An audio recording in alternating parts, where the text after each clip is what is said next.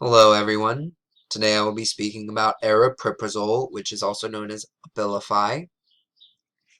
So why is there a need for aripiprazole? Two main mental illnesses that are treated by aripiprazole is schizophrenia and bipolar mania. One of the potential causes for schizophrenia that is, I guess, a backing theory of why aripiprazole works is someone who experienced or experiences an episode of illness, so it may be a hallucination, usually experiences a dysregulated dopamine count, usually shown as higher. In bipolar mania, we see that the depressive episodes are decreasing the production of serotonin, dopamine, or noradrenaline, or combination of. And the same thing for the manic state, you experience an increase of the production of serotonin, dopamine, or noradrenaline, or a combination of. Both of these diseases affect about 1% of the population, that being approximately 2.3 million, I think I was reading, by the World Health Organization. And since these are both mental disorders, we can classify this drug as an antipsychotic. Aripiprazole and the pharmacodynamics. So we've seen that aripiprazole has a affinity for the dopamine receptor, the serotonin receptor, the alpha-1 adrenergic receptors, and the histamine receptors. Specifically, D2, D3, D4 for dopamine. For serotonin, we have the 5-HT1A, 5-HT2A, 5-HT2C, and 5-HT7. We'll be going into a little bit about the specific receptors that aripiprazole is targeting, or what it was meant to target. The partial agonist that we're looking at is the D2 receptors and the 5-HT1A receptor. Everything else is just known to be a part of the side effects, such as orthostatic hypotension. Something that did interest me about reading this, as I was looking at the receptor common ancestor tree, the histamine H1, if we follow it down, the common ancestor to the monoamine, to the muscarinic, to the H1 histamine, we see that also the FDA shows cholinergic muscarinic receptors no affinity.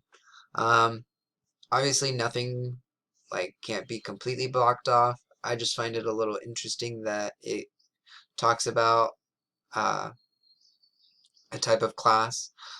Could be talking about specifically, if we go into muscarinic, right down here, there is another muscarinic class, so they could be talking about this portion versus the histamine muscarinic receptor. But let's talk about the dopamine and serotonin receptors. So for dopamine, the D1 receptor family is essentially responsible for telling the body we need more dopamine. It couples to the GS alpha protein, activates adenylyl cyclase activity, ATP comes in, converts it to cyclic AMP, and the signal transduction effect continues to tell the body. So then, the D2 receptor family, when you have enough dopamine, finally comes into play, coupling to the GI alpha instead, and inhibits the formation of cyclic AMP, therefore less metabolism of dopamine and less intake. So if we look right here, aripiprazole binding to the D2 receptor, this would be a D1 receptor accepting it right now, and then we have a decrease in dopamine. A similar thing for serotonin. So we have this 5-HT1A receptor site. What happens is we get binding from aripiprazole to here. The G alpha protein is activated, which decreases calcium and then increases potassium. The signal transduction cascade effect continues. And what this will do is decrease the cyclic AMP to decrease the firing of the neuron, releasing serotonin, and also decreasing the production of serotonin. So for these two, dopamine and serotonin, The reason that we would want to decrease these and target these two receptor types is because in the schizophrenia situation where we have someone who is experiencing their episode, they usually have shown an increase in dopamine.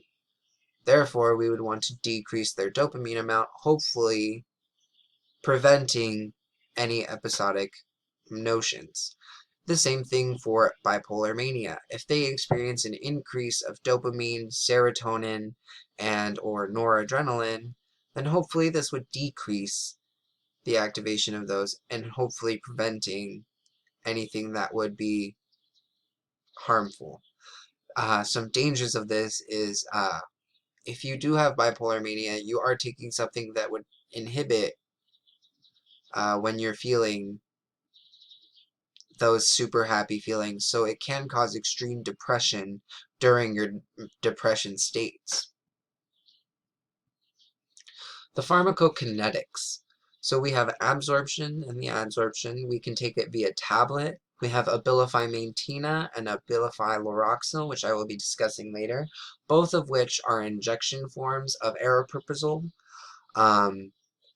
This is a 3 to 5 hours for aripiprazole to be fully inside of the body. Dehydroaripiprazole, which is the major metabolite, by 12 hours. The distribution, it usually attaches itself to albumin. So in your blood, you'll just find clumps of protein, and it'll just fly off with it.